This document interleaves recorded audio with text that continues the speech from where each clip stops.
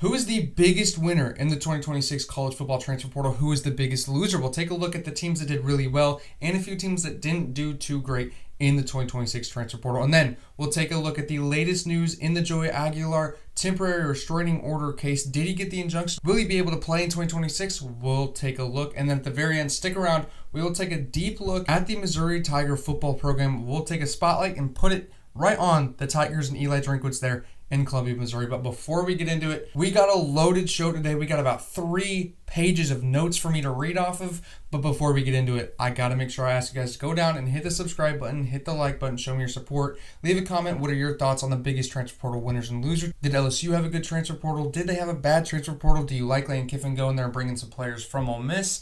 Do you think the Mizzou's going to get some stuff turned around? Let me know all your thoughts down below in the comment section. But let's get right into this. So who are the biggest winners and losers for the 2026 transfer portal? My number one winner is going to be the LSU Tigers. Look, Lane Kiffin coming there after being at Ole Miss for a few years was huge news. Obviously, it was all over the headlines.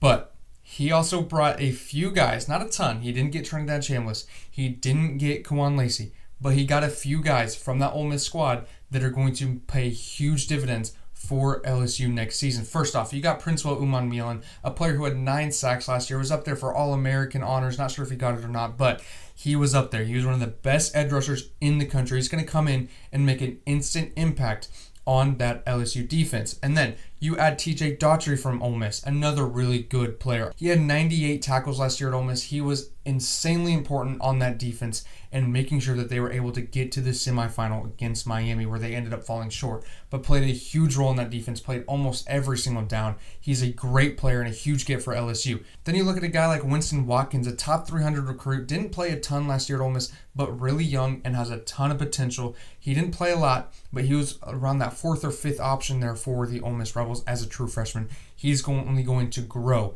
at LSU and in that Lane Kiffin offense, and with an even better quarterback. You got Sam Levitt going there from Arizona State. He's absolutely insane. A top 5 quarterback from last year's transfer portal. He had 1,600 yards last year and 10 touchdowns with only 3 interceptions. The numbers are a little less in 2024 because he was hurt, but in 2024, he was absurd at Arizona State. He had 2,800 yards, 24 touchdowns, and only 6 interceptions. That is what got him that top 5 quarterback ranking in the 2026 transfer portal. He has a ton of potential. He's proven, one of the only few proven quarterback commodities in the transfer portal. Not a ton out there, but Sam Levitt was one of the best gets possible, and he's going to do insane in that Lane Kiffin offense that has been well known to produce really good quarterbacks like Jackson Dart. You got a ton of guys out there that are really, really good under Lane Kiffin, and Sam Levitt is going to be next in line. Then you get to protect him with a former 5-star in Jordan Seaton. He started for 2 years at Colorado. They threw a bag at him, ended up leaving. The way he left was a little controversial,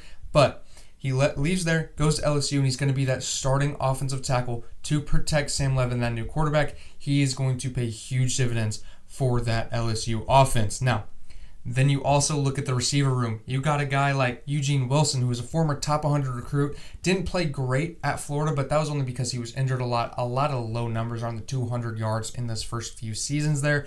But he was also hurt a ton. Never was fully healthy as a Gator. If he can get healthy at LSU, he's a absurd talent. He's going to be insanely good in that wide receiver room, and a wide receiver room that frankly needed it from last season. Even past next year, they also replenished for the future with Houston Longstreet, a former 5-star recruit who was a top 20 in the 2025 cycle and number 2 quarterback prospect behind Bryce Underwood in 2025.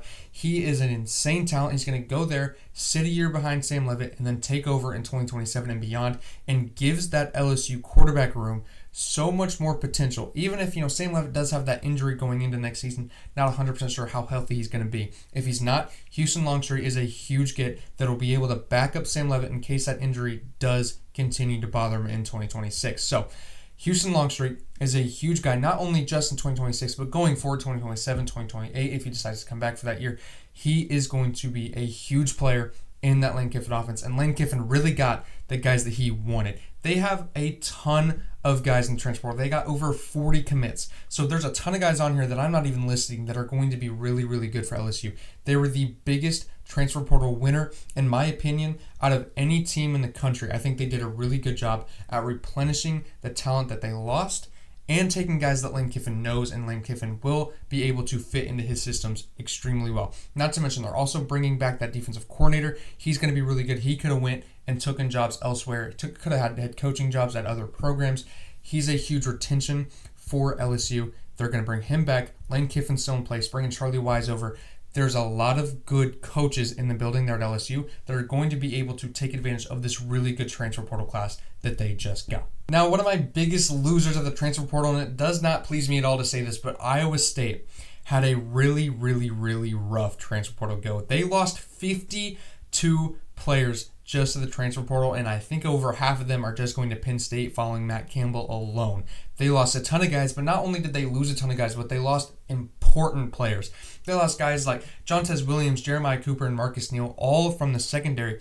That's 95 games played between those three players. 95 games in the secondary that you're losing.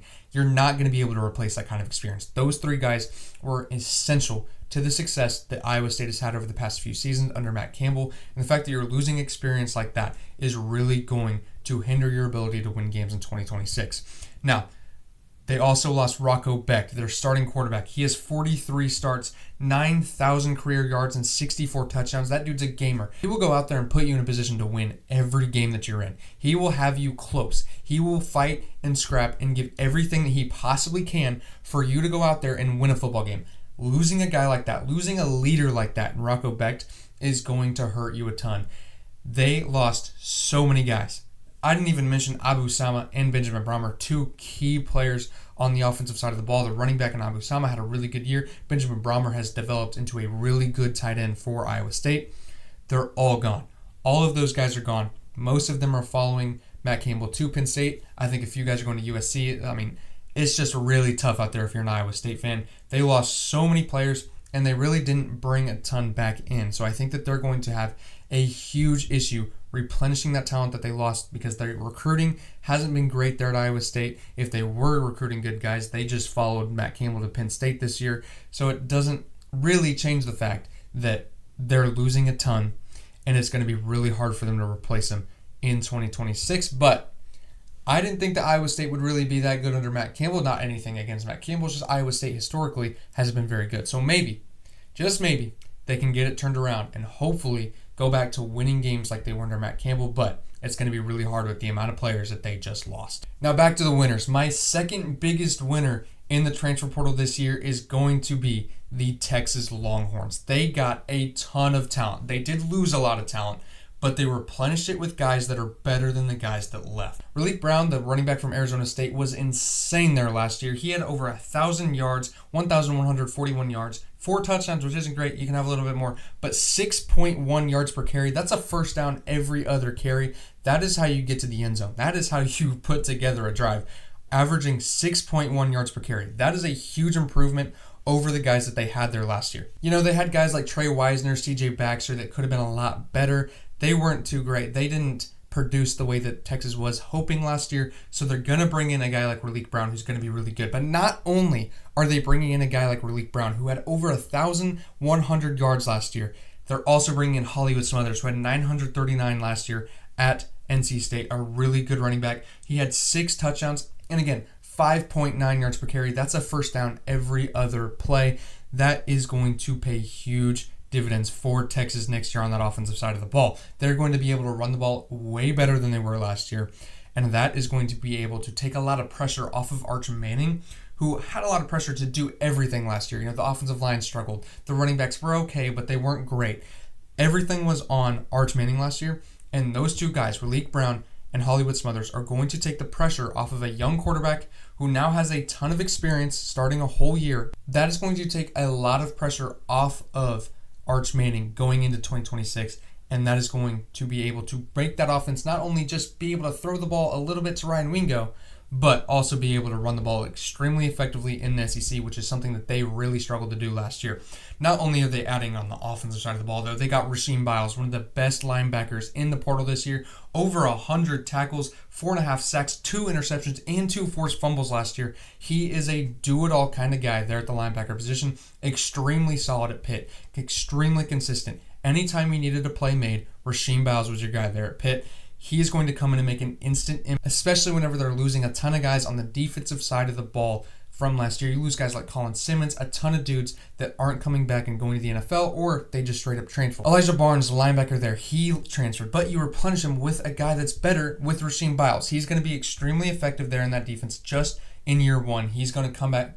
He's going to come in and make an instant impact on that Texas defense. But back to the offensive side of the ball, you got Melvin Siani, who is a really good offensive tackle there at Wake Forest. I don't think they replenished well enough on the offensive side of the ball to truly fix all of the issues that they had last year, because that was their biggest weakness, was the offensive line. So I don't know if Melvin Siani, although he is good, he was a transfer from Temple the year before last year, but he did start every single game at Wake Forest, which is a huge deal, getting that experience in at Texas, but he's going to be facing bigger monsters there in the SEC. So we'll see how he handles that transition, but it is important to get a guy like that who has a ton of experience starting and a ton of playing time going into the Texas Burnt Orange.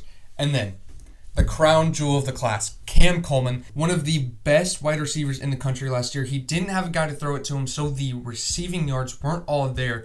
Only 700 yards last year, but he's a former 5-star. He's an absolute freak. He can make any catch out there. He can go up and get the ball. He has a ton of speed to make guys miss. He can do anything you want a wide receiver to do, and I fully expect him to have a guy like Arch Manning throwing him the ball, to have a guy like Ryan Wingo taking pressure off of him.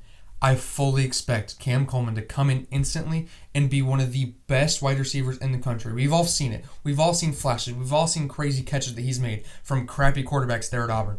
Now at Texas, he's going to have Arch Manning, who started there a year and showed a ton of improvement at the end of last season. He's only going to build off that. He's going to be able to get Cam Coleman the ball. And Cam Coleman, I fully expect to have a monstrous season in the Burnt Orange in Austin, Texas. He's going to do a great job and really elevate that offense to another level that you haven't seen the Steve Sarkisian offense get to since those Alabama days, with a ton of talent there. He's going to have similar talent here this year at Texas, and he's going to be insane.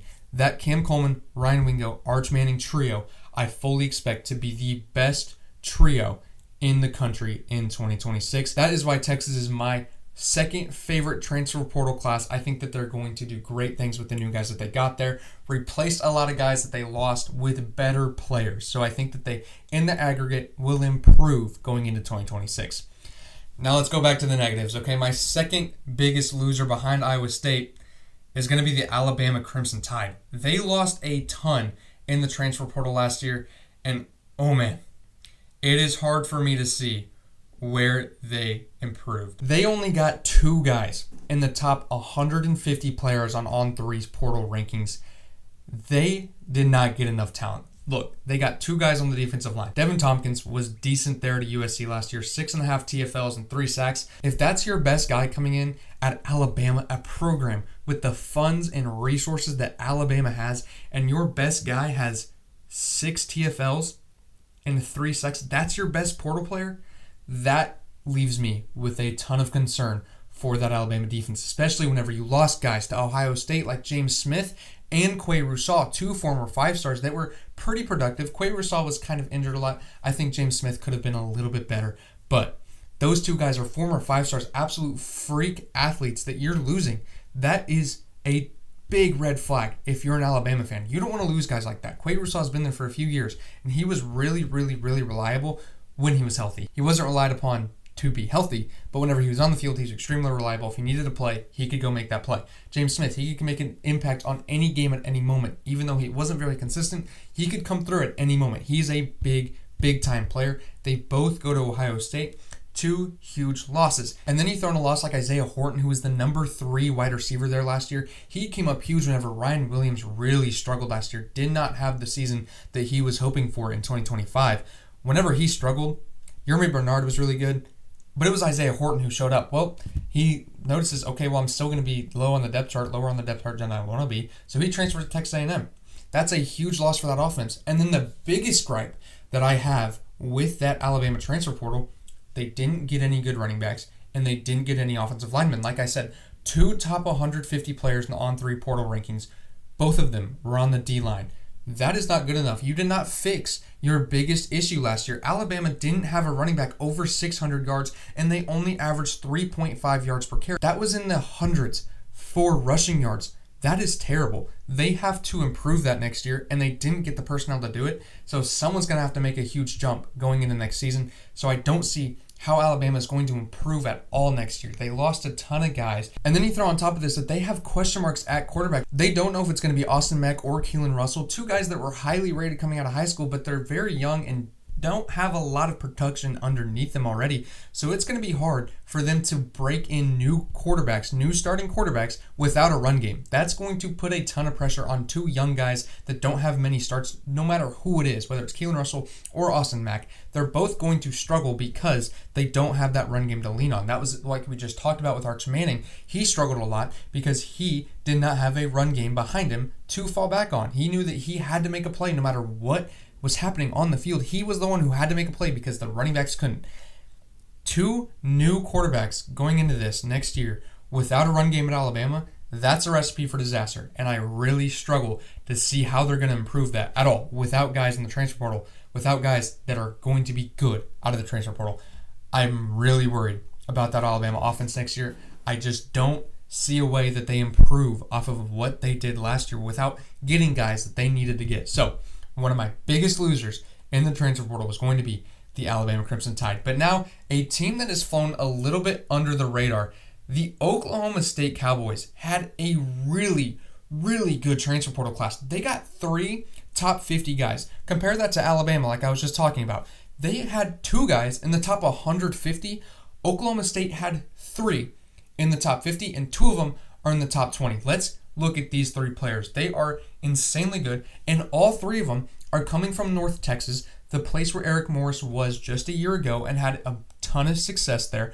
They're going to fit perfectly going into that system in 2026 for Oklahoma State. Now, these 3 guys are going to be absolutely crazy. To start off, you got Wyatt Young, around that 50 mark of the top transfer portals according to On3, 1,264 yards and 10 touchdowns. That's insane. That's better numbers than Cam Coleman had. I know the situations there are different, but that is way better numbers than Cam Coleman had. He's an absolute stud there in the mean green, and now he's going to Oklahoma and going to give Drew Mestemaker, the next guy that we're going to talk about, a huge target to give the ball to. And they already have that rapport coming from North Texas, and they already have the rapport with Eric Morris coming from North Texas.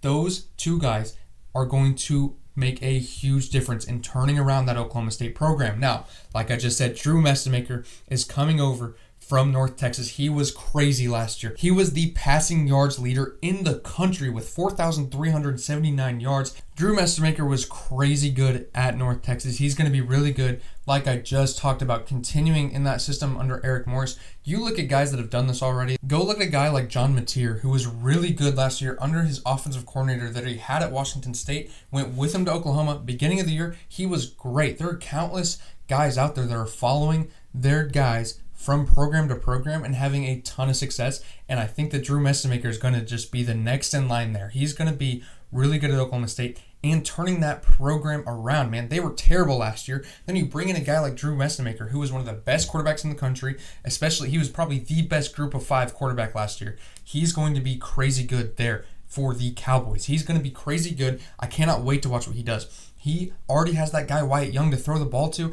He's going to be so good at Oklahoma State, and I cannot wait to see what he does. Now, the biggest game changer out of all 3 of these guys is the running back from North Texas, Caleb Hawkins. He was 5th in the country in rushing yards with 1,434. And then on top of that, he led the country in rushing touchdowns with 25. This is one of the best running backs that you could possibly get out of the transfer portal, and he ended up following his coach, just like the other 2, to Oklahoma State. He's going to make an instant impact there for the Cowboys. All 3 of these dudes are going to come in and instantly turn around that offense, instantly turn around that program from a team that went 10-2 last year, and hopefully we'll be able to get that turnaround and maybe even compete for a Big 12 championship. That's how highly I think of these guys, and that's how highly I think of Eric Morris, that head coach, going there to Oklahoma State and bringing his superstar to Stillwater, Oklahoma.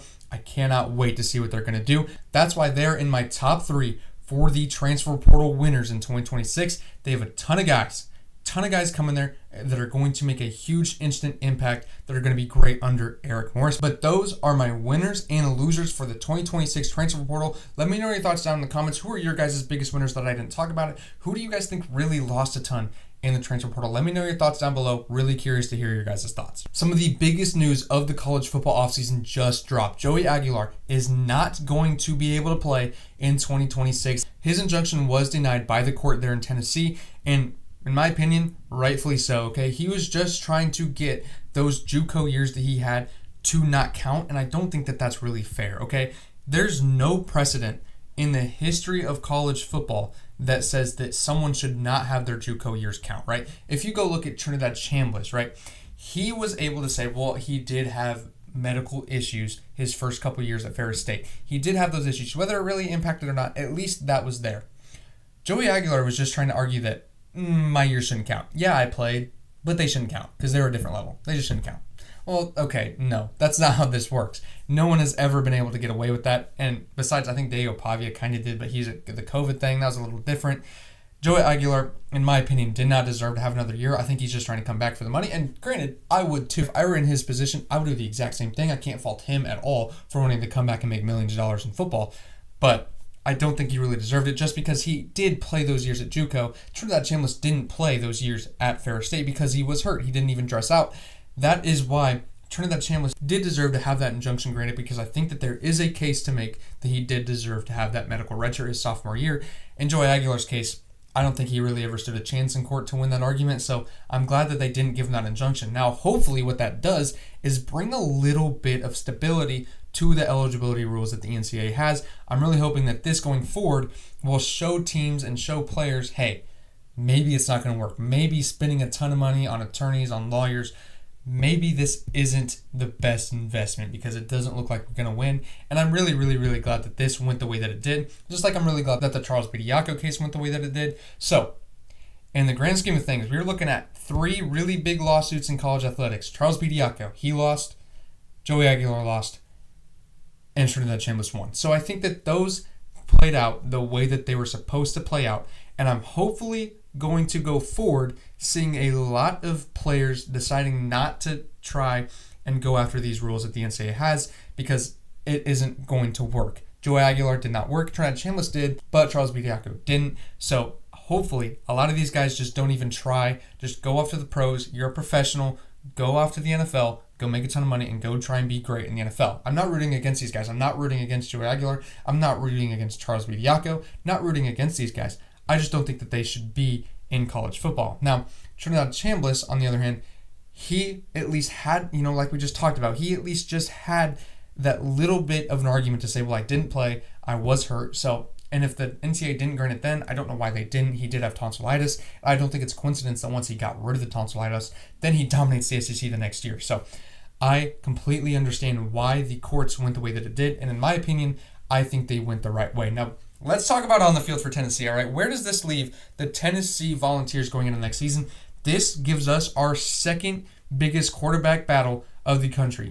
These days, with the way the transfer portal works, if you have a question mark at quarterback, you can just go get a smaller school guy from the transfer portal and make him your starting quarterback.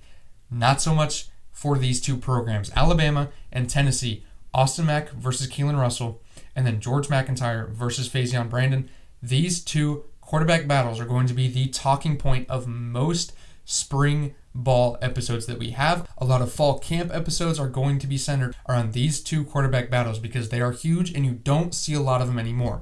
Now, George McIntyre, the quarterback for Tennessee that was there last year, he redshirted. He was highly regarded early in his recruitment. He kind of fell a little bit towards the end of the recruitment, but he did stay in state. He did end up committing to Tennessee. That's a huge get there.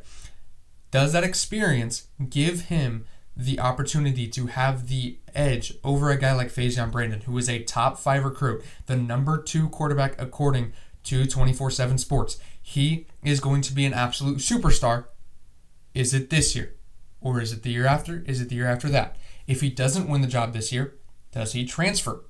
We'll see. Maybe Tennessee does play it so that he does stay. Maybe George McIntyre is better than Faison Brandon going into 2026, but they're worried that Faison Brandon's going to transfer if he doesn't get the job. So if it's even remotely close, I would expect Faison Brandon to get the edge here just because he's younger and has a little bit more potential than George McIntyre does. So we will see how that quarterback battle plays out, but I am extremely interested in what goes on there in Knoxville, Tennessee this upcoming year, because there is a ton of news going to be coming out of that quarterback battle, and you just don't see stuff like this anymore, so I'm really excited to see it. Now, do I think that Joey Aguilar would have been that much of an improvement over either of these two guys?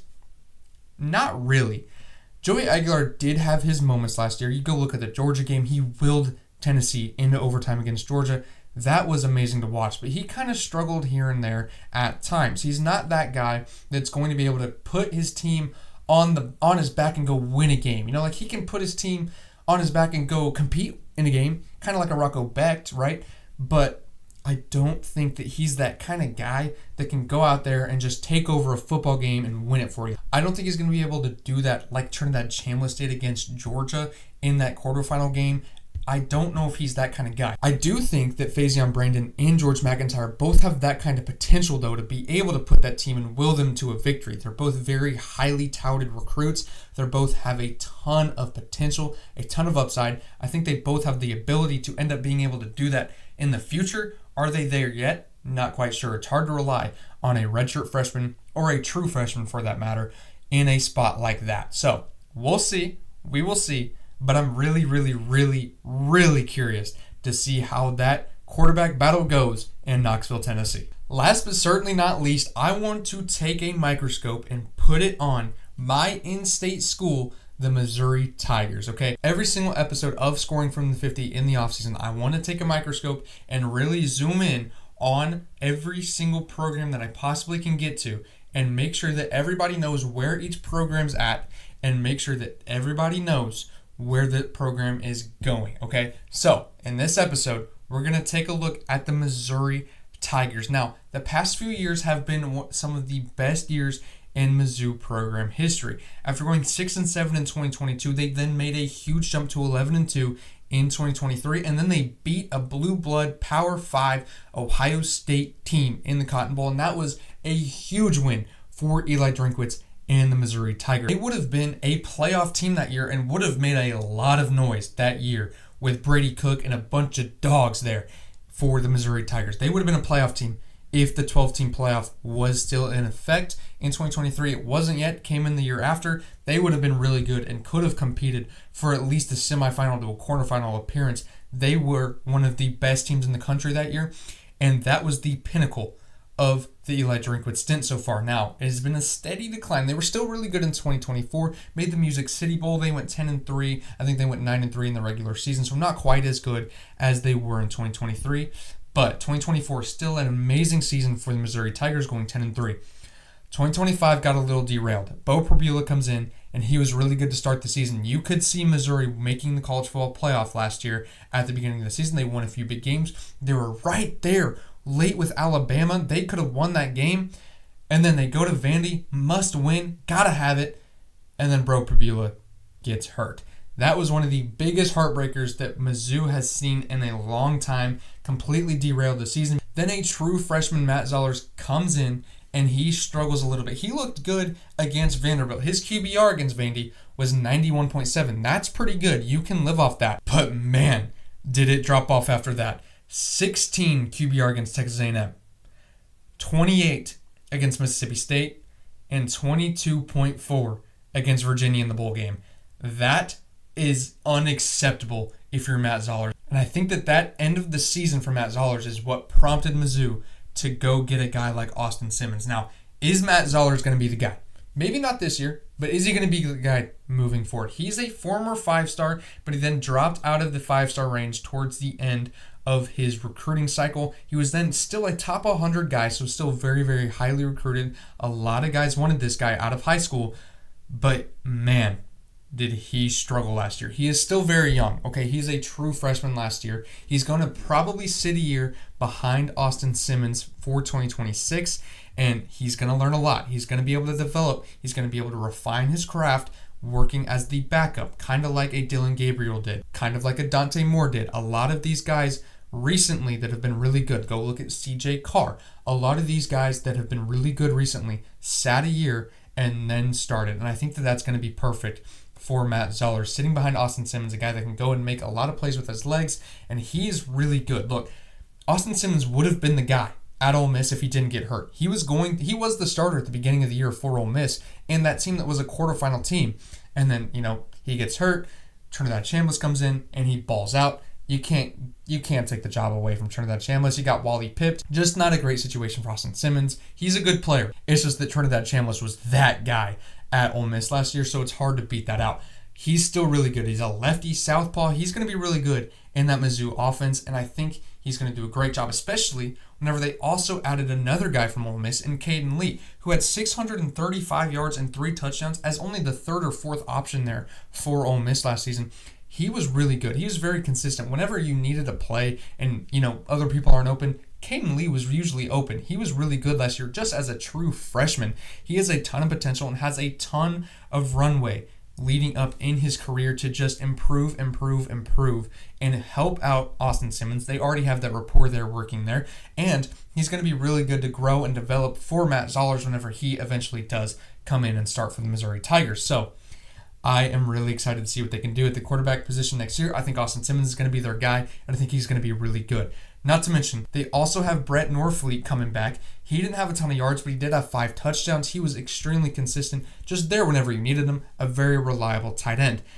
And of course, how can you talk about the Missouri Tigers without talking about Ahmed Hardy, the best running back in the country last year, in my opinion, the best running back in the country last year. He had 1,600 yards last year, which was second in the country. And then you throw on top of that 16 touchdowns, which I believe was top 5 in the country. He is the biggest returning offensive piece, I believe, in the SEC next year. He's going to be really good for Mizzou. He's going to build off of that momentum that he had in 2025, keep growing, keep getting better, and Ahmed Hardy is going to be an absolute monster for those SEC defenses to take care of. Good luck. That's all I got to say. That's all I got to say to SEC defenses is good luck. I cannot wait to see what Ahmed Hardy does next year to back up that stellar season from 2025. Now, the defense does give me a little bit of concern for 2026. They lost a ton of guys, all right? They lost a guy like Damon Wilson who transferred, and I don't really see any guys in the transfer portal that they got that are going to be able to replace a guy like Damon Wilson, to be able to replace guys that they lost on the defensive side of the ball. So we'll see how spring camp goes. We'll see how we'll see how fall camp goes. I'm curious to see how that defense does because I think that's going to be their biggest question mark for the Missouri Tigers in 2026. But again, the offense has a ton of pluses going into 2026, and I'm really excited to see what Eli Drinkwitz can do with that offense. Now, looking ahead to the future, man, recruiting, it's jumped up there, but it dropped a little bit back down in 2026. Now, 36th in 2023 class. That's not great, right? That's not going to win you games. But then you jump up 15 spots to 21st in 2024. Then you jump up 3 more spots to 18th in 2025. That's the Matt Zollers class. Those are classes that are going to get you into position to at least compete in the SEC, and especially if you can supplement the transfer portal in with classes like that, top 20 class. That's how you're going to be able to take advantage of a lot of teams that have gotten worse over the years. The depth in college football has spread out across the country, and Mizzou is a team that's going to be able to take advantage of that, getting guys in the transfer portal and also improving their recruiting classes up to around the top 20 class. Now, the issue, they fell back down to 26th in 2026, so I really struggle to see how they're going to improve off of that. But again, a big year from Austin Simmons, a big year from Matt Zollers in the future, a big year from guys like Caden Lee and Ahmed Hardy. That's going to prove to high school athletes that you can get right back to where you were and keep recruiting at a very, very, very high level. That is how Mizzou is going to be able to build off of a few good seasons that they have had in recent years. The future completely relies on Matt Zollers, right? I'm looking past 2026 with this. Matt Zollers is going to be the key to success for the Missouri Tigers. He's going to be that dude that can take them to another level. He's a top 100 recruit. Everybody wanted him out of high school. He was a 5-star at one point in time. Matt Zollers has to produce. He has to be that guy. And if they missed, which it looked a little shaky there at the end of 2025, if Eli Drinkwitz missed on his quarterback, then I don't know how much longer he's going to have his job. But If Matt Zollers can develop under Austin Simmons, if he can get better than what he was at the end of the season, if he can look like he did against Vanderbilt, then I think that they're going to be just fine. And I think Eli Drinkwitz is going to end up being that guy for the Missouri Tigers. But that's going to do it for our show. Okay, I cannot thank you guys enough for watching a little bit of a longer episode, a few minutes longer than the past offseason episodes. Again, I had a ton to talk about. I really wanted to get in the transfer portal and this stuff like that. So really excited that I was able to talk about that. And again, like I said, the offseason is just going to give me a ton of opportunities to talk about whatever I want and really be creative with the things that I talk about. So again, I cannot thank you guys so much for watching. If you are watching still and you haven't subscribed, what are you doing? Go down, hit the subscribe button, give me a like, and tell me what your thoughts are on the Missouri program going into 2026 and beyond. But again, thank you guys so much for watching, and I will see you guys next week.